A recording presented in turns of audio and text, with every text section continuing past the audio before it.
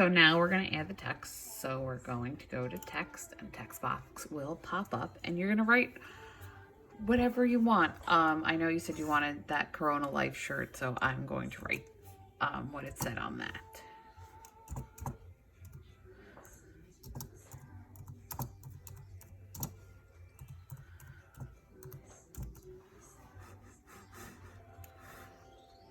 Then do another text box.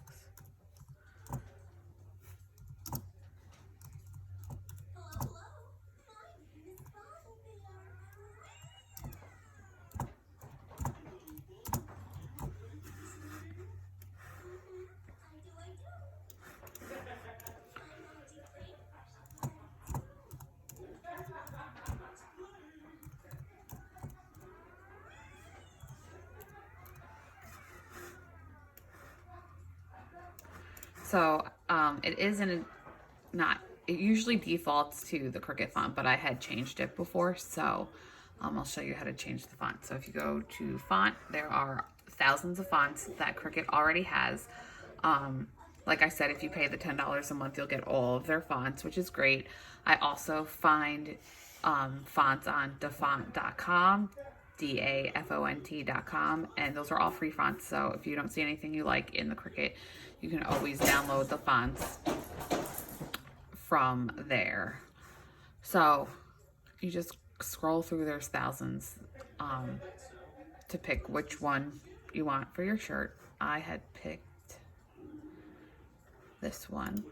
So you would just highlight the box and then go to fonts and then change the font. And since I like how I aligned it already, I am going to select the entire wording, and when you're going to put it on a shirt or whatever you're going to put it on, I usually use a tape measure to measure out the width of what I need. So usually onesies are about 3 to 4 inches in width, so I'm just going to hit up in the width and put 4, and that will change the font, that will change the width to 4 and make it smaller. Now that everything's selected already, in order to make it look like this and stay like this, you need to go down here and hit attach. If you do not hit attach, when you go to hit the make it button up, the green button, it'll come out all jumbled and not in the right order. It looks like a mess. So you're gonna write what you want, change the font, select it all, change the width and the height if you to whatever width and height you want, then go down and hit attach.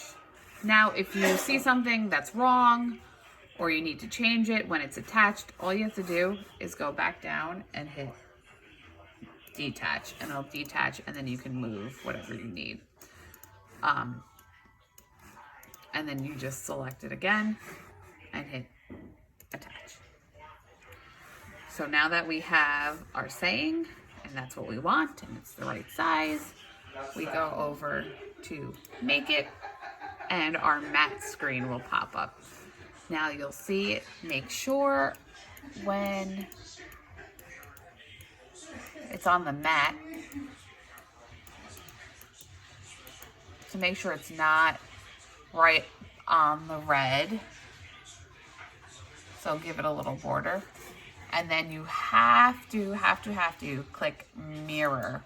If you don't click mirror, then it'll be backwards. So you're gonna hit mirror and make sure that it's away from the red. Once you have that set up, you're gonna go and get your heat transfer vinyl. It's called HTV. You can get it at Michael's, AC Moore, Hobby Lobby. I usually use the Caesar brand. I recently just got like a couple huge rolls from a website, but this is what it looks like. This is the black.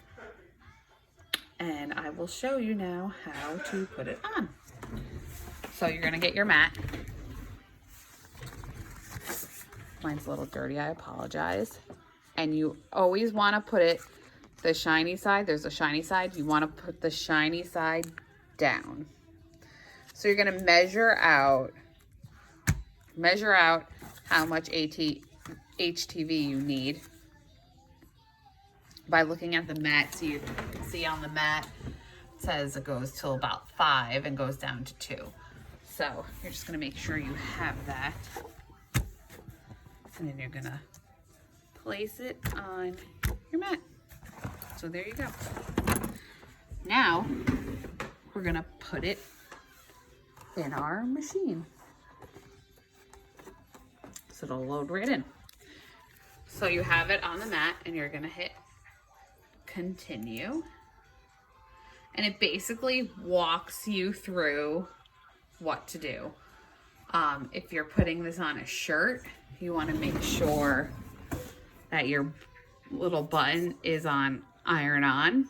As you can see, there's all different kinds of settings. But if you're doing a shirt, you want to make sure it's on iron on. And then it'll say load materials and tools. And then you literally hit the button that's blinking.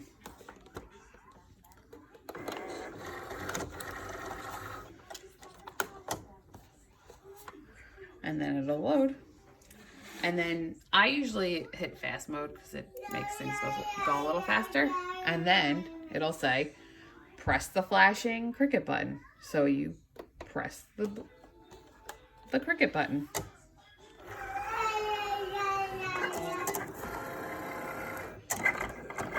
And then it will cut it out.